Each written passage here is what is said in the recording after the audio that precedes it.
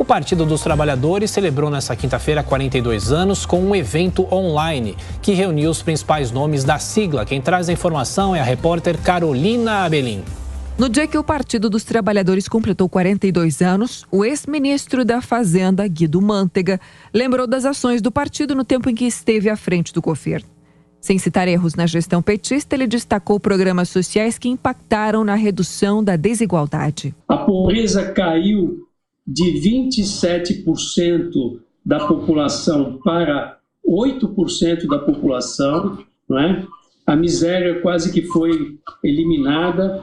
Nós saímos do mapa da fome e assim por diante. Tivemos grandes avanços. O Brasil passou a ter uma dívida pequena e ter uma economia dinâmica. A presidente nacional do PT, Gleisi Hoffmann, projetou o futuro do partido, com Lula de volta à presidência da República, embora a pré-candidatura do petista ainda não tenha sido oficializada, por conta de negociações de quem será o vice. O povo brasileiro está depositando no PT e em nosso presidente Lula a esperança de reconstruir nosso país.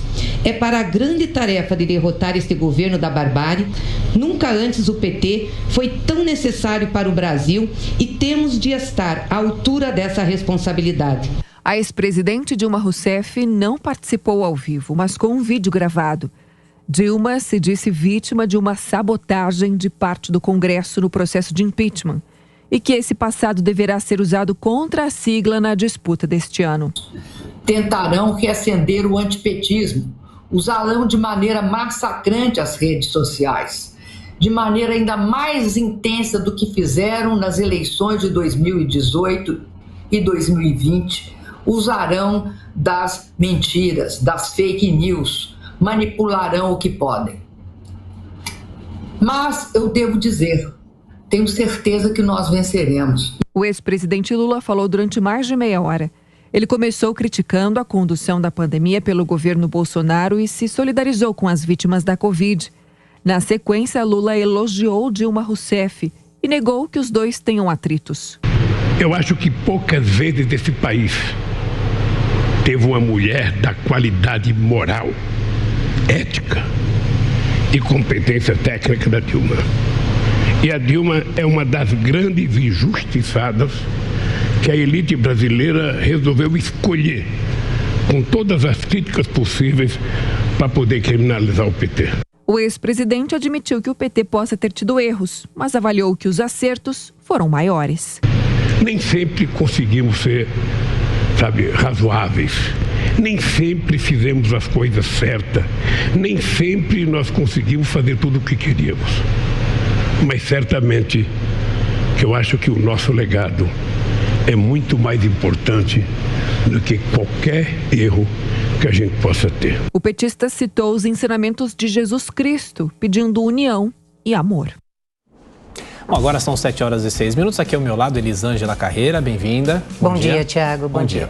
Bom, e sobre esse assunto do PT, a gente gira os comentaristas. Nos estúdios aqui o Ricardo Salles e também conosco a Amanda Klein. Começa por você, Amanda.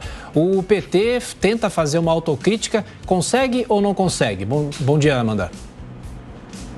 Bom dia, Tiago. Bom dia a todos que nos acompanham. O PT vai ter que avançar bastante nessa autocrítica e sabe que será cobrado por isso na campanha. Mas não há como apenas demonizar os governos petistas.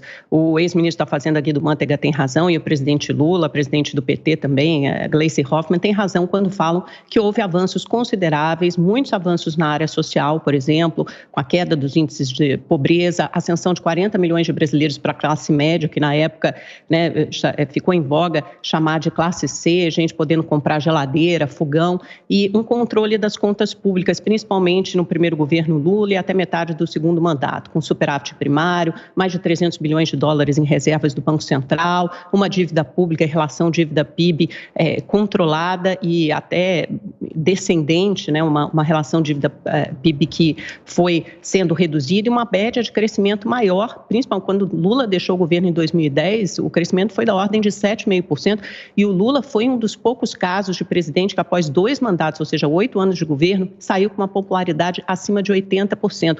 Como me disse uma vez Mauro Paulino, diretor-presidente do Datafolha, numa entrevista, esse não é um case de sucesso no Brasil, é um case de sucesso na história mundial. Agora, por outro lado, houve inegáveis retrocessos no governo do PT. Nominalmente, mensalão, petrolão, ou seja, os casos de corrupção, e o PT vai ter que responder por isso sim, e os anos de recessão do governo Dilma, o legado de recessão em 2015 e 2016, que culminaram no impeachment da ex-presidente. Isso está na conta do PT também, terá que ser respondido por ele. Agora, um outro avanço do governo PT, que muita gente esquece e que também foi responsável pelo sucesso da Lava Jato, foi o fortalecimento da independência e de autonomia de instituições como Polícia Federal e Ministério Público. E foi com essa autonomia e independência que eles conseguiram avançar em ações de combate à corrupção, como a Lava Jato, que acabou vitimando o próprio PT e outros partidos do centro político.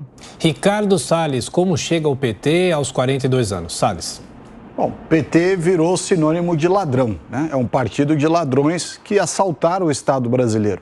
O brasileiro está até hoje pagando a conta de todos os desvios que ocorreram nos fundos de pensão, nos bancos públicos, em todas as estatais, em todos os lugares onde o PT colocou a mão, junto com os seus correligionários, houve um grande assalto ao poder público. Mas não foi só isso, foi desvio de dinheiro do contribuinte brasileiro para ditaduras de esquerda na América Latina, para financiar portos em Cuba, demos dinheiro para a Venezuela, demos dinheiro para ditaduras amigas na África, no continente africano.